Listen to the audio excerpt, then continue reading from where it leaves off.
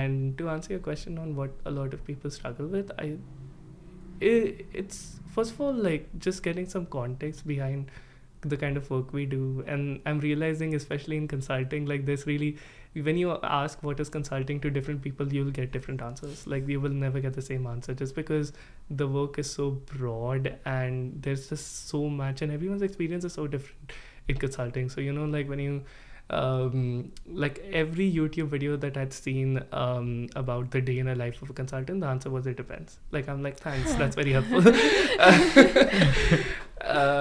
So yeah, so just getting a bit more context on like what the different industries are, I think that's something that people kind of struggle with a little bit. And secondly, also in how to position themselves, because at the end of the day, right, like a lot of the people we meet, they're really smart. Like let's be honest, right? Like because a lot of our friends are from UCL, a very selective university.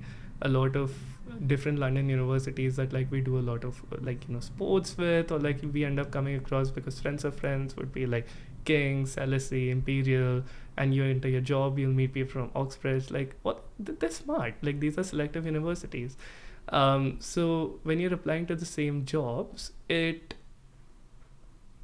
for the recruiter, the way I see it is that it's a lot of smart people, and you just don't know what to hire, because everyone is good technically on paper and everyone has the experience that's needed to do the job well. But at the end of the day, if you have 5 slots, you have 5 slots, right? And that's also something people struggle with, on like how they can tailor their experiences and how they can position themselves to be a good fit for that particular company. Because there are so many different companies, and like a lot of them, like in a consulting firms do consulting work, right? Like so they're very similar in that sense, but each company will also have their own USP, and like how you can connect to that is also very important. And that's something that I've seen a lot of people kind of have questions about.